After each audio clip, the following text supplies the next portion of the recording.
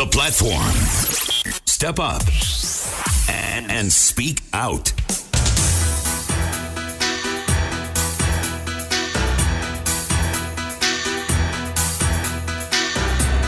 Tune into ZFM Stereo, my station, your station, the hottest radio in town. The name is Larry Quitted. I insist on yet another episode of the platform. Thank you very much for joining us on ZFM Stereo, my station, your station. As I said, it's the platform. On a Wednesday, the Wednesday being the 20th of June 2018, let's remind you of some of the frequencies. You can listen to us on Cholocho 97.9, Chimani Mani 91.3, Kariba 105.3, Victoria Falls 106.5, Mashingo 96.1, Kadoma 105.2, Mutare 95.4, Bulawayo, my hometown, 106.7. We're broadcasting out of Harare, where our frequency is 106.4. Listen to us over the internet. Just go to www.zfmstereo.co.zw. You can also download the TuneIn app, where you can look for ZFM Stereo. You can listen to us live and in charge. And if you want to follow this conversation online, just go to Twitter at ZFM Stereo, and Facebook is facebook.com/ZFM Stereo. On Instagram is at ZFM Stereo ZW, and this program and many other programs are available on iono.fm as podcasts within 24 hours after live broadcast. And this conversation being live, I will give you the WhatsApp platform to get in touch with us on, as well as the call number, which our phone line is already open.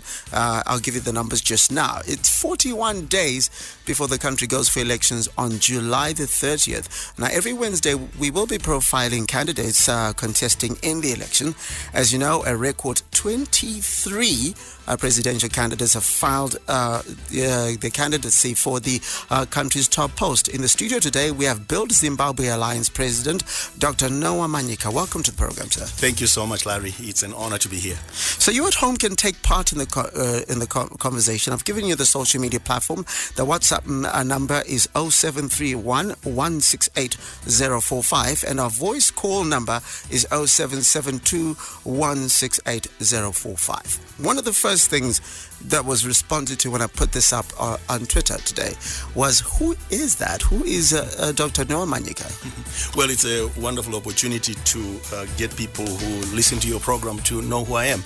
I am a Zimbabwean. I grew up going to school without shoes, like most people of my generation, studying by candlelight and, pressing through some of the difficult challenges that were faced us as a people before independence, and had wonderful opportunities, and those opportunities didn't come because I came from a privileged family, but it came because I came from a family that valued education, and we ended up going overseas to study.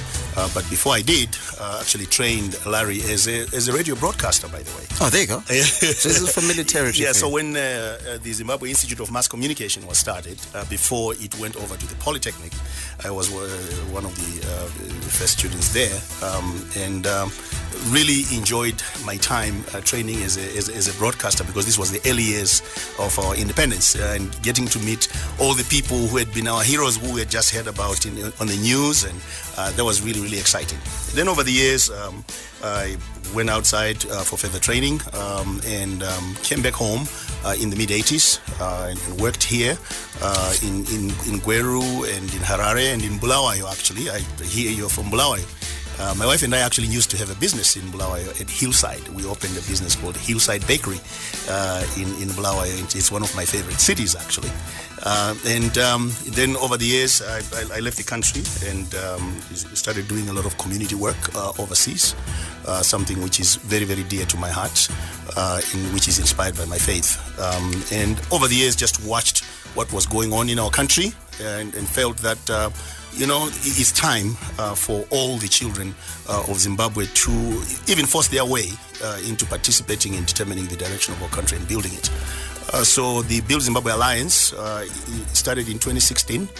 We registered the Build Zimbabwe Alliance in 2016, and the reason why we did was because really we a lot of times you're watching from a distance, and a lot of times you're pointing fingers. But the state of our country will be determined by the extent to which we Zimbabweans are prepared to participate, and it doesn't matter how difficult it is.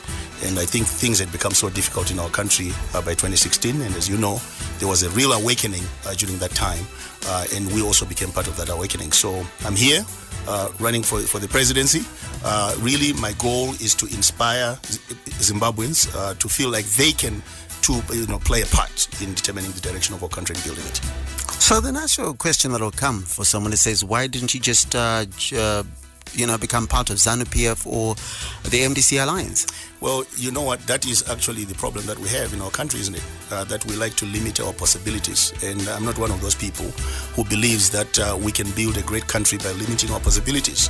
In fact, one of the reasons why I ended up never joining ZANU-PF is because of the drive by ZANU-PF to create a one-party state, which was something that was the stated goal of President Mugabe right from 1980. And I'm sure that's something that he still desired at the time when he left. So, if you are going to build a great country, you have to open up the space so that people can have as many alternatives as possible in as short a period as possible. Because look, time is not on our side, So I truly, truly believe that Zimbabwe needs to hear to actually be exposed to as many alternatives as possible in order for us to make the best decisions for the future of our country. 0731-168-045. Get in touch with us on our WhatsApp platform, and our call number being 0772-168-045. So the current government has put in measures to address, say, the cash crisis, including the adoption of a multi-currency regime. What is your plan for solving the cash crisis? So, Larry, before we even get to that, one of the things that really troubles me as a Zimbabwean and as an African is that you look at the 6 decades of the post-colonial movement, and you realize that there's not a single African country that has ever made it really into the ranks of the first world. And why is that significant? Because the depth of problems that we face as a people require our economies to be performing at another level. And we've never gotten there. And, if you're going to address 90% unemployment, if you're going to move 72.3% of the people of Zimbabwe who are in poverty right now, you have to have a high-performing economy. So, when you talk about specifically asking the question about currencies and so on, I think some of those things are, that's nibbling at the edges. We have got to solve the fundamental problem which make it impossible for our economies to function at a higher level. And one of the very first things that we have to address is the leadership problem. And if you don't have leaders who actually realize that we as Africans and as Zimbabweans can have a high-performing economy and work towards that, then we're in trouble. And then you're never going to even be able to address some of those specific things like, how do you solve this currency problem? You solve the currency problem by a high-performing economy. And if there is no money coming into your economy, if you don't have the rule of law, if there's no predictable investment environment in your country, you are never going to solve some of those specific problems. And anything that you do will just be a band-aid on the problem. And so how would you, you say in very non-specific terms, you need a high-performing economy. Going back to the current government, it's saying it's putting fundamentals in place for the economy to run well. It's saying that, signing big deals, opening plants. The president has been going around and opening, plants and so forth. So how is it that you're going to do something different from what the current president's done? Because he's saying that his plan is to develop a high-performance economy, and he speaks about a middle-income economy by 2030. So we're talking about how you would do it. So Larry, which new government are you talking about? Because I don't know that there's a new government in Zimbabwe. I said the current government. Oh, okay. Well, the current government is a continuation of the Mugabe. No, we're talking about you. Yeah, I've just given you what they would do. What would you do differently? What can people expect from you? So here's the thing, again. In developing a high-performance economy. The first thing is leadership. You have to have the right leadership in place in order for you to change the performance of your government. And if you don't have leaders that the global economy and the financial markets can trust, you can't even begin going there. And the reason why I ask, because you say the current government, you are talking about what they say they will do, and you are asking me to give with you to contrast what I would do and what they would do. I don't know that they would do anything different from the government that was there. I'm just giving an example of some of the practice. Well, talked about the measures that they say they've put in place. They've started trying. They're saying they're putting a functioning economy together and so forth. So they have said that's how they're going to do it. I'm sitting at home. I want to know what Build Zimbabwe Alliance is going to do in very specific terms. The MDC said we're going to build a $100 billion economy and how they're going to do it. What would Build Alliance Zim specifically do? I am absolutely adamant that the very first thing that you do is you ensure that you have the right leadership in place. And what will that leadership do? Specific. I'm getting there. So that's a very, very specific thing, because if you don't have the right leadership in place that inspires the confidence of investors, you are not going to be able to change anything. Secondly, you have to come in there and make sure that there is the right enabling environment. So right now, we are functioning in a country where POSA is still on the books, and I don't know why it's still on the books. We're functioning in a country where, in spite of the things that they say they will do, we are still unclear about title, property rights in this country right now. In spite of everything that they say they're going to do, we still have a situation which is very, very murky. So then what would you do? Well, because you're telling me what somebody else isn't doing. I'm talking about what you will do. Well, then you create the environment. You absolutely get rid of POSA. You make sure that people understand that in this country, we're not going to use emergency powers. We're going to be absolutely open to making sure that people can freely function, even Zimbabweans, not just external people. Secondly, you make sure, and some of these things are going to take time, because how do you assure people that there's rule of law?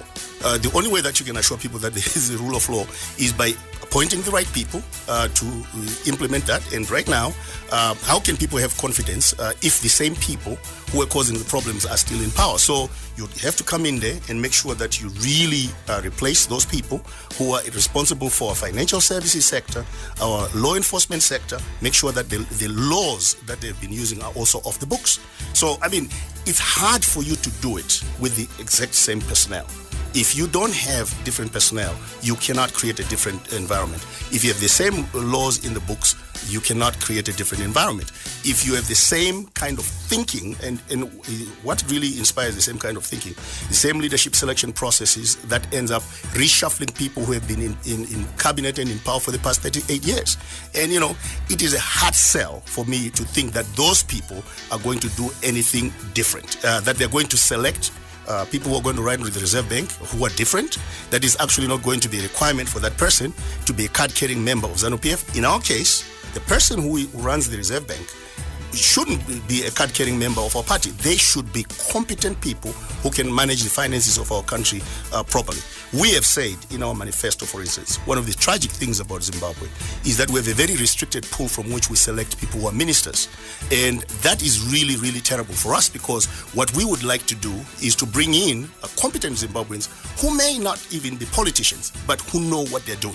We have people in. So, are you saying that you're going to change the constitution? And we have said that. Yeah, we would push for that, and that is not going to be easy.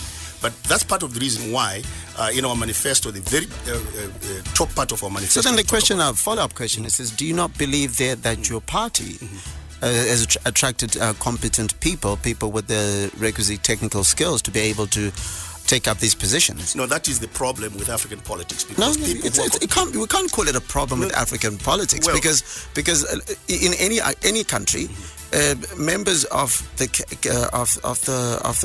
cabinet tend to belong to the party. This is the democracy across the world. So it's not like Zimbabwe this is an African politics problem. You misapprehend what I said, Larry. Let me explain. Okay? So do explain. So here you can't generalize and say that happens in every country. Even if the people are sympathetic to my values, they do not have to be people who have run, for instance, to become MPs. They don't have to be in the structures of the political party. They have to be people who are competent in the areas that you are assigning them. Okay, so let's give an example of Wilson Chitando, for example, who was at Mimosa. Well, let me answer your question, because you asked and you said you don't have confidence. You don't have confidence that you have attracted competent people in your party. I'm not a partisan person. I happen to believe that the party is not the broadest possible pool from which we can draw competent people. And if we're going to build our country, we need to broaden that pool and not just look at the people who are in our own parties. Because if we do, we're really going to miss an opportunity in this country to do something really powerful. Okay, get in touch with us on 0731 168 045. Just to finish off on that aspect, because I want to now I want to give you a task for a specific issue so that someone at home can understand what you stand for in this fight. The current government, for example, has got Winston Chitando, who was plucked out of Mimosa. Mm-hmm. He wasn't a politician. Mm-hmm. And Professor Murira, who was at the University of Zimbabwe. They only joined ZANU-PF structures after getting into cabinet. Would that be for the sake of the illustration for someone sitting at home in terms of attracting a pool of talent that's outside Zimbabwe, outside your party? Is that something that you talk about on a similar level? Absolutely. I think you've got to broaden it, though. I really think you've got to broaden it, because what you're going to find is that in the pool of people that you select for your cabinet, there may be not the specific competencies that you need for certain departments, but I really believe that you should broaden it. And there's been an element of that in every government, by the way. So, I don't want to overstate that point. There has been an element of pulling people who have been outside to join the cabinet. But what I'm saying is that you've got to broaden it. 0731 168 045. Someone says, Dr. Manyika, I'm a huge fan of yours, but 30 July, 50 Cent plus one, what would defeat ZANU? For that reason, I can't vote for you. You would have been a great addition to the alliance, he says. You're saying, I'm just trying to open this message. Someone saying that, do you remember when you launched your manifesto, we saw almost all the contesting presidents are now copying your points. That must mean you're great, that we salute you. There's somebody's message from that. So get in touch with us on 0772 168 045 for calls and 0731 168 045 for WhatsApp messages. I'm going to give you, I said I'll give you a task before we go for a break. The cities are a mess, for example, with the Real Estate Institute of Zimbabwe saying the housing backlogs is currently 1.3 million and it needs at least 20 years to resolve. How do you intend to address this? Yeah, that's one of the brilliant things that one campaign manager bequeathed to posterity was the saying, is the economy stupid? And I truly believe that that was correct. So if you do not rebuild your economy, you really don't have the fiscal space to do the things, to deliver to the people any promises that you make. You can't just talk about housing. How do you actually address the issue of housing if you don't have the fiscal health to intervene in that? And if you don't build the kind of market activity that creates demand and supply of the essential things that you want to provide your people, how do you do it? And this idea that government can come in there and just build houses and everything is unsustainable. That's what they've tried to do in communist countries before and failed. So, you have got to do something to rebuild your economy. And one of the reasons why I'm so adamant at, talking about leadership, talking about creating the right environment so that, private enterprise can actually grow and so on is precisely because of that. If you don't grow your economy, if you don't have the fiscal health to deliver on your promises of universal health, housing, whatever, building infrastructure that is critical, you will not be able to do it, So we have, and this is a big, big task. I'll tell you, Larry, one of the things that I shy away from doing is to give easy answers. I really shy away from doing that because what we are facing as a people requires all of us to come together and really figure out how are we going to tackle these big issues when we actually do not have the fiscal health to do that. You tune into ZFM Stereo, my station, your station, the hardest radio in town. Just on the housing issue again. The current government has put land barons on notice, saying they'll face the full wrath of the law.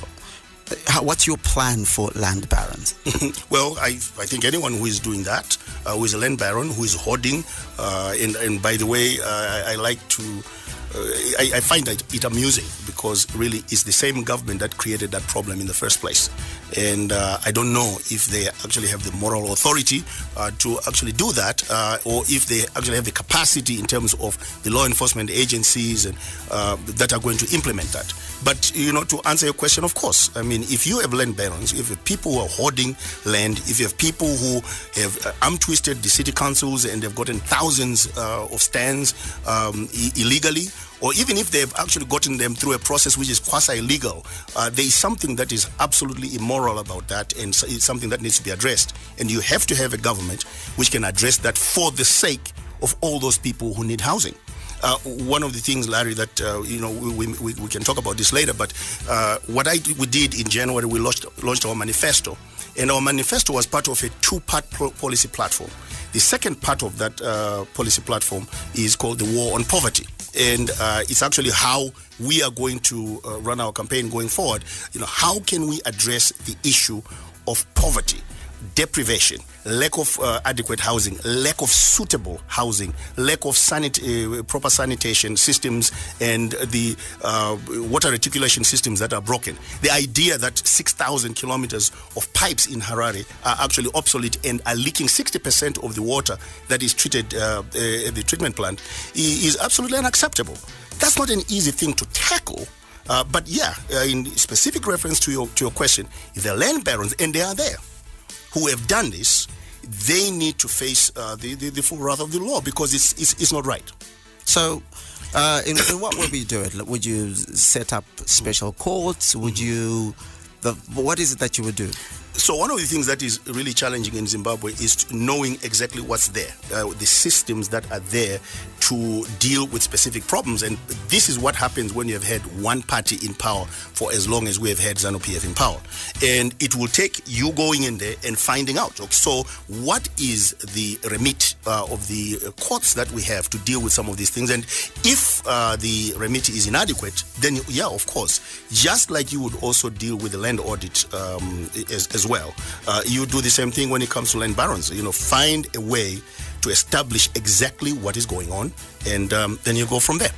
We're just going to take one call before we take a break. You're live on ZFM. Okay, let's see this. You're live on ZFM Stereo. What's your name, contribution, and where you're calling from? Hello? Yes, what's your name, contribution, and where you're calling from? Hi, my name is Marley from Banget. Okay, what's your contribution? Oh, yeah. I just wanted to say something about, or comment on what the doctor is saying there. Yes, go ahead. Thing, for starters, you should stick to his whatever he calls manifesto and whatever. Don't pay for an MDC because they don't have representatives in there. So when you ask him questions, he should answer questions for standing for his party. That is why when you ask him about how is he going to deal with the... Hello? Yes, go ahead.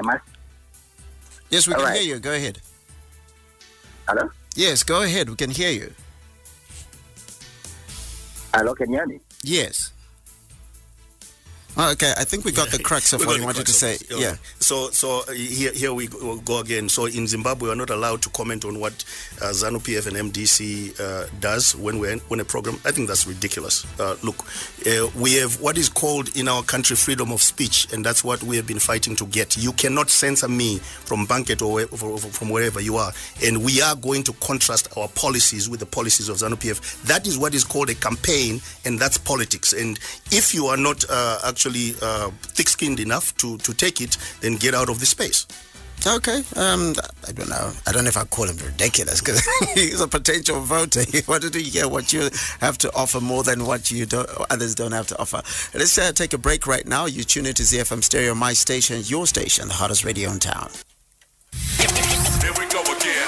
Enjoy world-class radio online. ZFM Stereo is available on TuneIn. Search for ZFM Stereo and you got it. It's ZFM Stereo Talk. Honorable Esau Mupfumi, we're always moaning about the state of our roads. The reason why the government decided to take over the collection of license fees, our councils mostly, they are corrupt. I'm sorry to say that. And that money meant for road repairs was being channeled towards payment of salaries and other things. The talk that gets you talking. Mondays to Thursdays between 6 p.m. and 9 p.m.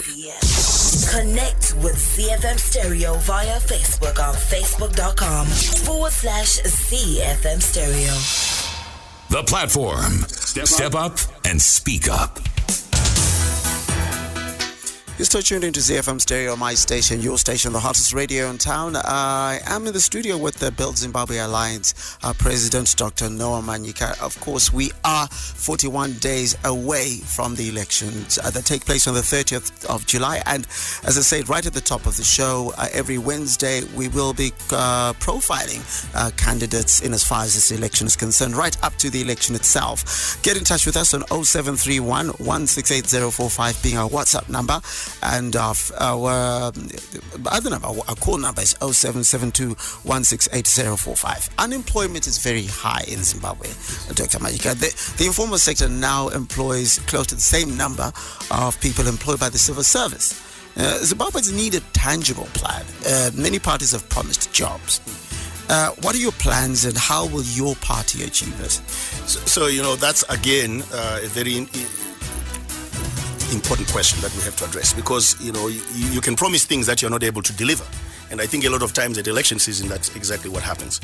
We cannot address unemployment in this country at the levels that we must address unemployment unless we resuscitate provincial economies. And what we have said in our manifesto is that we have got to attract investment interest to the provinces. Because remember, the time when we had Zimbabweans enjoying apprenticeship opportunities were because all these economies in different parts of the country were actually functioning. So you've got to attract attention, investment attention to the different provinces and make sure that you can resuscitate those economies. What we have said is that we are going to have business resuscitation and development plans for each province. And we're also going to have business engagement teams by province. And when you have that business resuscitation and engagement plan for that province, and you have people who are actually canvassing for investment to come into that province, because all the provinces in Zimbabwe are really, really rich in terms of resources.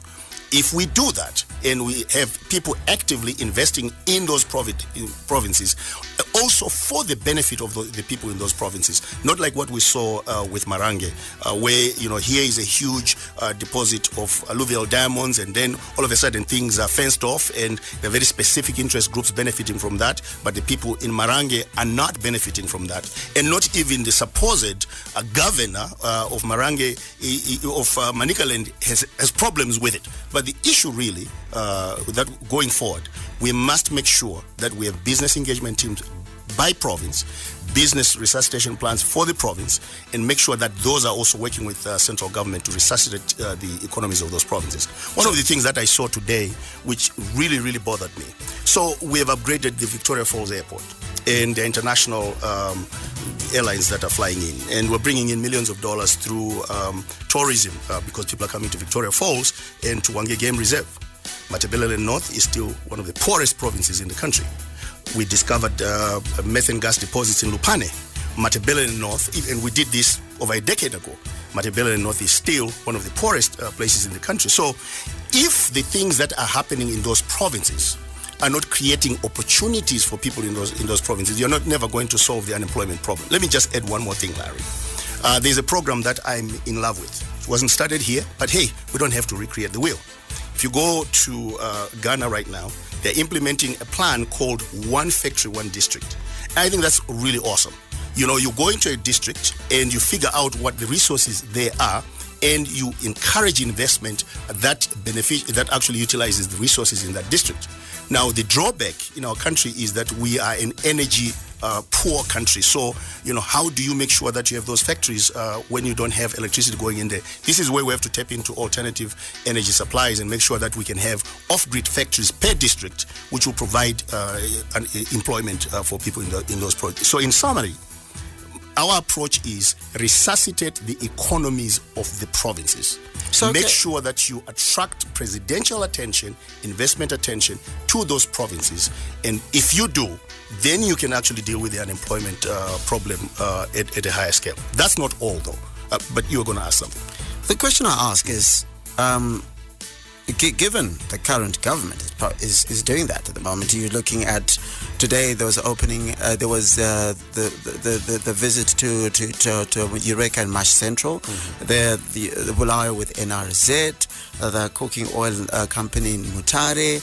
ZCDC recently paying out dividends to the people from Marange. How is that different from what you're saying if there seems to be a decentralization of where investment goes to? Well, whereas before that investment tended to come to Harare. Well, this is the thing that for me, spending time commenting on what a government like we have right now, which is serving out the balance of Mugabe's term, and he has a vested interest in trying to convince people that it has changed. I think it's a waste of time. I mean, I just got a message on WhatsApp that they're going to be giving $200 million or something to the banks by the 1st of July. Look, we Zimbabweans can see through all that. So, it's election season. There are things that they'll start doing. Who knows if the things that they have said they're doing will even bear fruit. I'll tell you what we will do. What we will do is we will have those business resuscitation plans for every province. We will make sure that we have business engagement teams. We will make sure that we attract investment interest to those provinces, and we'll make sure that the global environment in Zimbabwe is one that is friendly to capital coming in, but not only capital coming in, the people who are Zimbabweans, when they invest something, they're going to have a predictable environment in which they're investing, and they're not going to be worried that somebody who is connected to a political party is going to come and grab my company and my factory. We know that happened in the past 2 decades. There were people, you would present a business plan, a business project, and all of a sudden somebody would come in and would take it from you. And we can't have that. So I'm committed to making sure that we'll stick to our plan, which is attracting investment interest to the provinces, build the economies of those provinces, and deal with the unemployment problem on a broader scale. Okay, just for the sake of someone sitting at home, it's been proven that the 200 million odd US dollar alleged is actually not factual. So just to debunk that for someone sitting at home, in case they think that's actually going to happen, that's been denied by the government. So that is a false letter that's been going around. Now, moving forward towards ICTs, right? ICTs, they drive the world right now. Under your government, how will you tackle the issue of the cost of ICTs, given that we're driven by ICTs in this country? Yeah, well, so one of the interesting things that has happened in the past few decades has been the creation of technology hubs in this country. And I've said that's a very wonderful development, because I met a lot of Zimbabweans actually in the States who would be sent over, sponsored by some of these non-governmental organizations, to go and spend time with other innovators with a view to coming back home and possibly starting some of these new economy projects that would give birth to ICTs. So that's wonderful. But at the end of the day, the business environment in any country is what permits you to innovate. And it doesn't matter whether you're talking about ICTs or other things. If you don't have a business environment that actually enables you to innovate and to scale things up, when it comes to how do you lower the prices of ICTs, it's just like any other product. If there is insufficient productivity, things are actually very expensive and you have to import things and stuff like that. So I really believe that you've got to deal with the business environment, make sure that that business environment actually facilitates the creativity of Zimbabwean people. And if you can scale those things up, then you're going to lower the prices of ICT. It's just like any other product. If we don't do that, ICTs are always going to be expensive for us, and we're never really going to reap the benefits of the ICT revolution in our country. 0731 168 045. Call us on 0772 168 045. Amandla Mpofu in Alistel Nyamandlovu says the majority of electorate in Zimbabwe are those residing in rural areas. Are you targeting these people in rural areas? 41 days before the election, it is unfortunate that I'm only hearing about Build Zimbabwe today. Maybe there is also 2 million people who do not know Build Zimbabwe. What are your chances of winning? Please join ZANU-PF or MDC for the progress of our country, because I've noted you have leadership qualities. Oh, I find that interesting. Joining ZANU-PF means we are progressing in our country. And I'm not really saying that sarcastically. I'm saying that factually. There is no progress for our country that I see from somebody joining ZANU-PF. So then the question is, look, have you been campaigning in,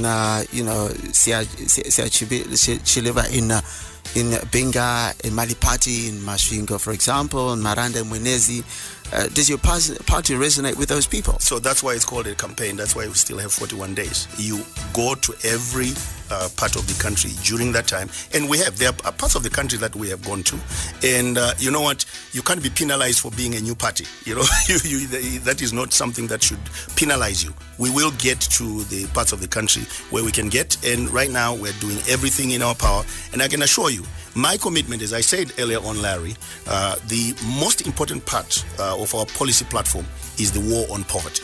That, to me, is the most important part. And the caller asked a specific question and said, the majority of Zimbabweans in the rural areas. You're right. And the majority of constituencies are also in the rural areas, 150 to 60 constituencies. But the question is, have you been to those areas? Well, that's what I'm saying. So you haven't gone there yet? No, we have been. But we haven't been in every part of the country. We have been in a significant part of the country. And we still have 41 days, and we're going there. And it's never too late. Do you have candidates in those areas? Yeah, in some of those areas we do. So here's one thing, Larry, that I would like to say.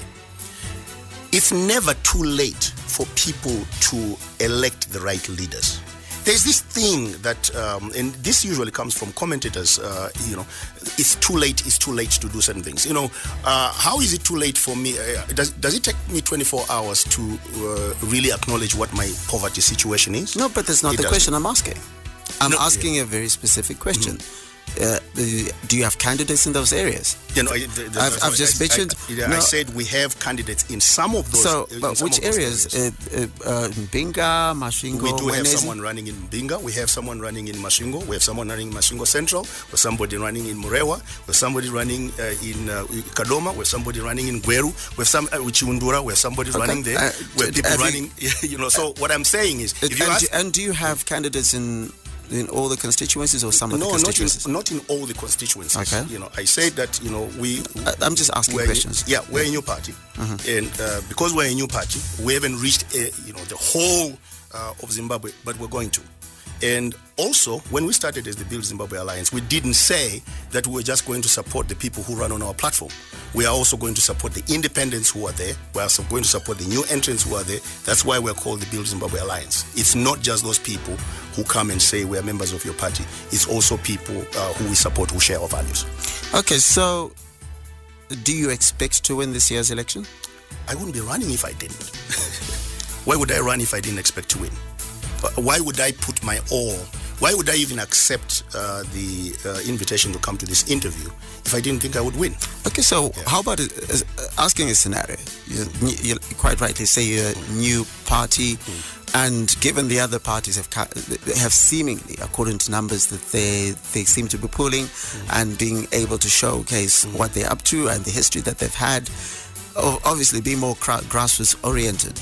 Say you are, by some reason, able to win an election and become president of the country, but say ZANU-PF, for the sake of argument, won the majority in parliament.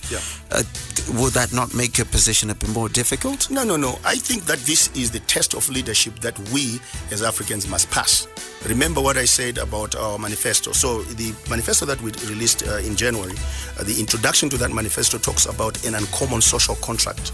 And I truly believe that you pass the test of leadership by being able to work with people who may even disagree with you. You have got to do that. And part of, in fact, for me, I think the best solution for Zimbabwe is making sure that you have a president who doesn't just feel that they can do whatever they want. And if they go to parliament, their entire voting bloc is just going to say, yes, sir. And we've had that problem for 38 years. And I really believe that going forward, that's not an ideal situation. There are places in this world where you have had a president who has had a minority in the legislature, and it works. It has got to work for us. I mean, look, it's high time, even in parliament, that people who belong to different political parties can look at a problem and say, this is what we're going to do for the common good of Zimbabwe. Well, and what is the common good of Zimbabwe? Let me remind the listeners and you what I said earlier on. The most important thing in Zimbabwe is winning the war on poverty. The majority of Zimbabweans, 72.3%, over 10 million Zimbabwe, live in abject poverty. And if we don't attack that, this is not about scoring political partisan points when you win the election. This is about building the country. And there's some of us who actually believe, in building the country more than we believe in winning an election. So the question I ask after that, based on what you're saying, is are you implying that you're open to an inclusive government if you were to win? Well, so I'm open to a situation where you have a president who doesn't have a parliamentary majority, who has to work with other people to build the country. In what manner would that be working? Well, in other places, it's not necessarily an inclusive government. No, I'm talking about how we do it in Zimbabwe. How would you do it in Zimbabwe? Well, we've got to, deal with that problem when we get there. I mean, are you able, for instance, to constitute a government with a minority in parliament? If you're not, then you're going to have to work with other people, and that translates to an inclusive government, right? So if that's what you have to do in order to build the country, you do that. This idea that you could preclude actually talking to people and bringing them into your administration just doesn't make any sense if you don't have a parliamentary majority.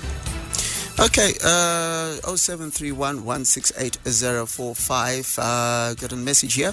Says, Doctor,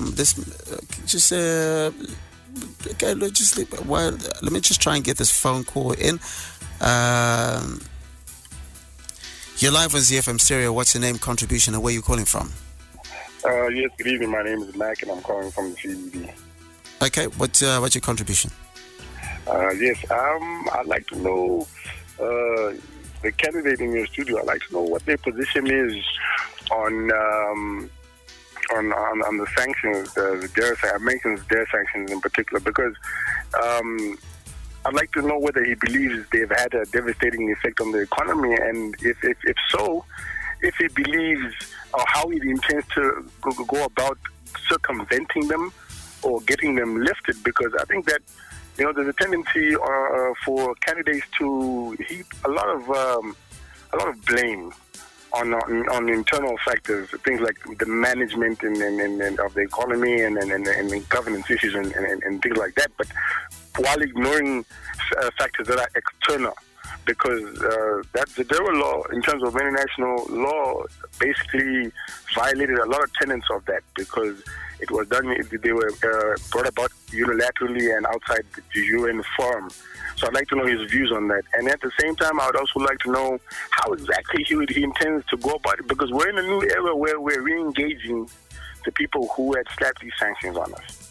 How does he intend to iron out the issues that initiated the coming into being of those particularly frosty relations?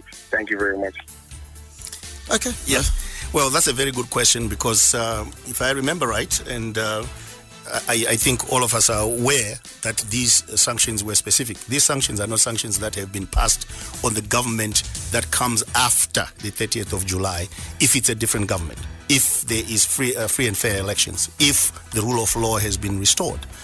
So I don't think that anyone who is going to come in after the 30th of July, who is not part of what was going on, is going to be under sanctions. I don't believe that. So I don't believe that I would have then to deal with anything in terms of having those sanctions lifted, because those sanctions were very specific.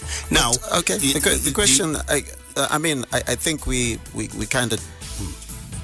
What he said, we sometimes forget about the fact that while it say they were targeted, for example, I can't receive money on paper. Yeah, no, I was going to answer that. That's just answering. Yeah, that and also their institutions, which are still under sanctions and so forth. So to say they were targeted is to be economical with the facts. It did affect a lot of businesses that had nothing to do and were not part of the government. So that's the question that's being asked. No, it's not. I'm not being economical with the facts, lad. I'm not lying. The sanctions were targeted. The fact that they affected institutions which were associated with the government, and let me finish. Individuals are not associated. You're not allowing me to finish. No, but but let me finish. But that's what the caller said. That's what the caller said. Yeah, that it went beyond the institutions. No.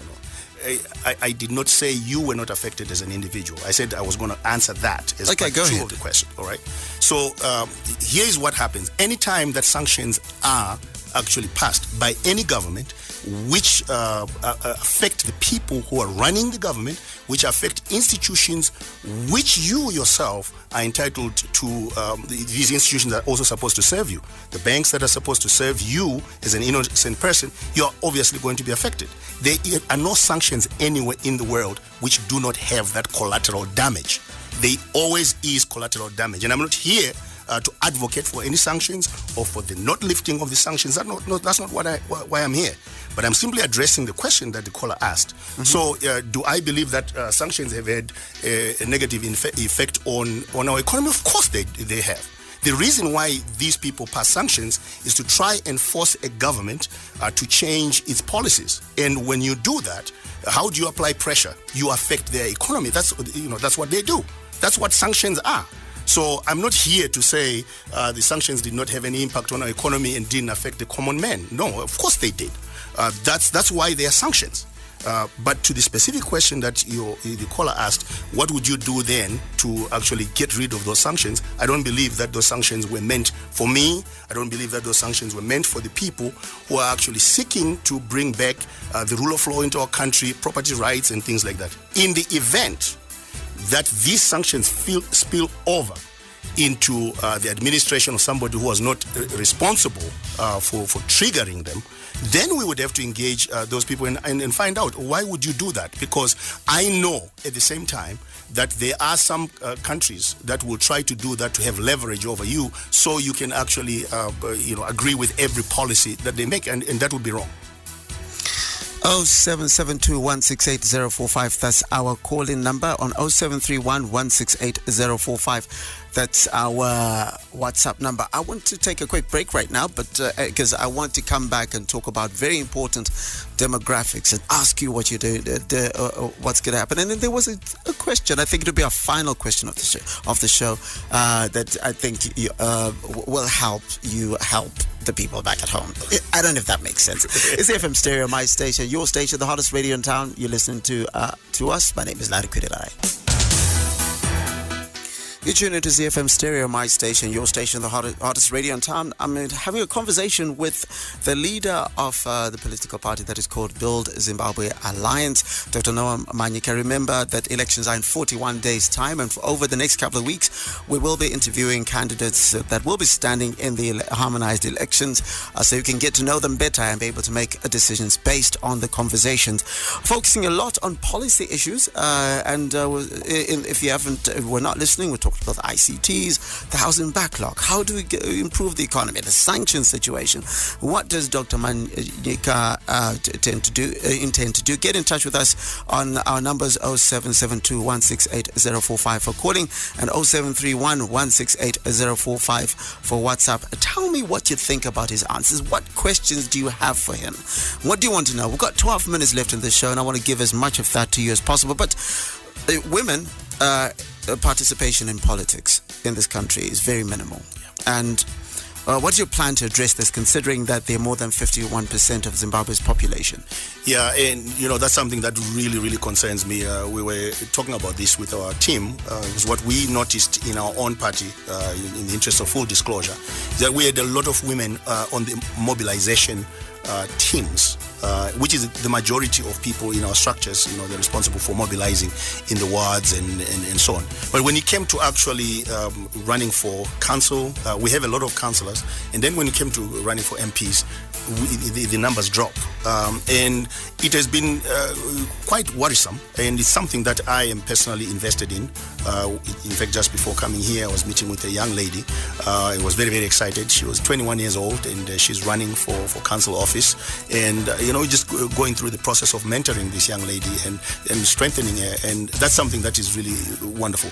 But Larry, there is a bigger issue here, because what disadvantages women in our country, apart from our culture, the patriarchy that's there, is also the poverty in our country, which has an inordinate impact on the girl child and their development, and some of the things that end up happening where a son is preferred as somebody who is going to be sent for higher education than a girl, and things like that, and just the whole environment that really compromises the confidence that women can have in taking up elective office.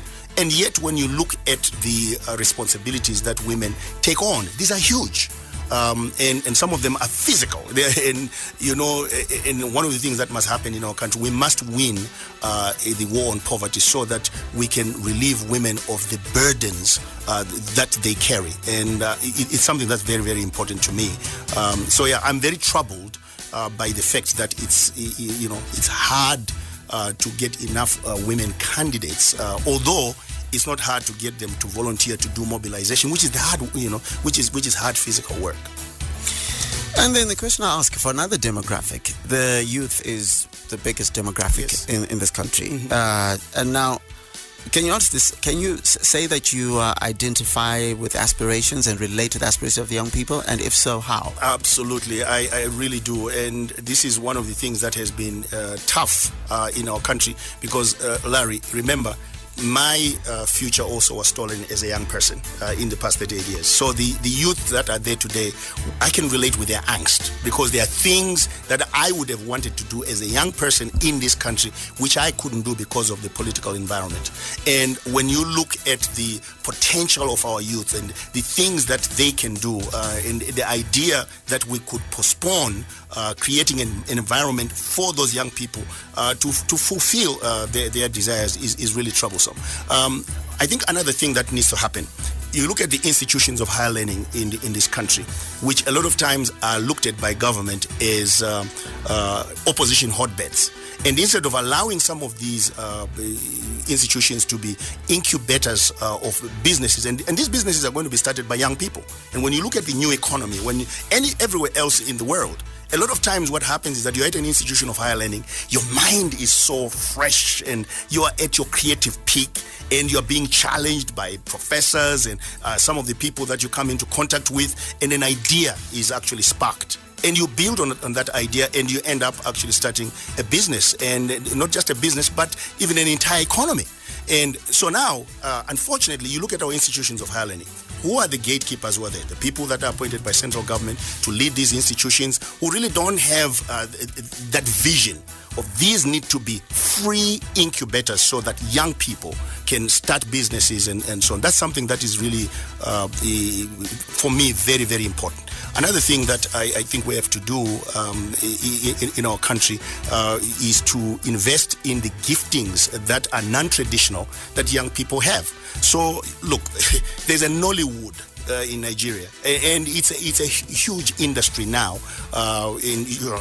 Investing in the creative capacity of those young people. There is a Bollywood in India, and some of these things we may look at and we may say, yeah, well, this is not important. But the talents, non-traditional talents that young people have, are things that we should invest in. And at the Build Zimbabwe Alliance, we're really very serious about that, giving young people the opportunity to develop their talents. I have said in our manifesto, the only way that we are going to build a great country is by unleashing the incredible potential and promise of the Zimbabwean people. And when I say the Zimbabwean people, the majority of that is young people. We have to unleash their potential. If these young people also feel as if they are in a constant war with central government, then it becomes a problem. They're always going to find a way out. They're going to leave the country and so on. But look, we need these young people to build our nation. Okay, just going to go through quickly, if you can answer them as quickly as possible, then we get some calls, maybe 1 minute each on this answer, or I can give you a minute and a half on at least one of them. The Electoral Act, are you happy with it? You know what? The problem in our country is that the laws, you can read them on paper, they don't seem too bad, but the processes of implementing them are horrible. So it's hard to make a judgment on the law itself.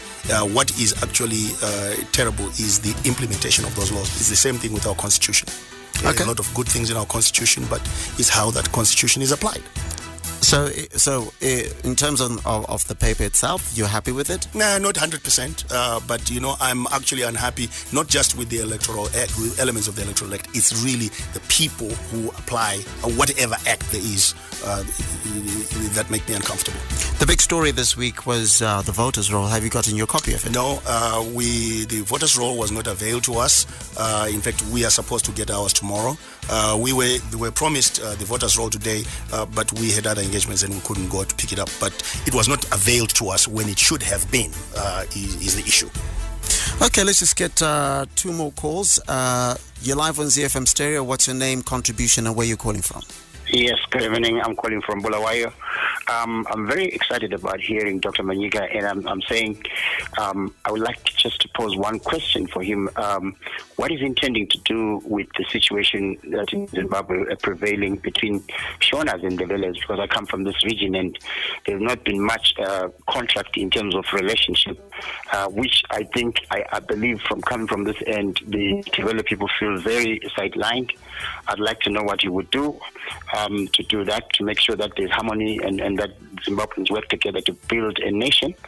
But secondly, I also want to just say I hear this man and he's a great leader, and I wish that Zimbabweans would stop saying it's too late and just wake up and say, let's put this man in office, and it's never too late. I believe over 24 hours something can change. But I'd like to hear what his interest over Machiavelli land.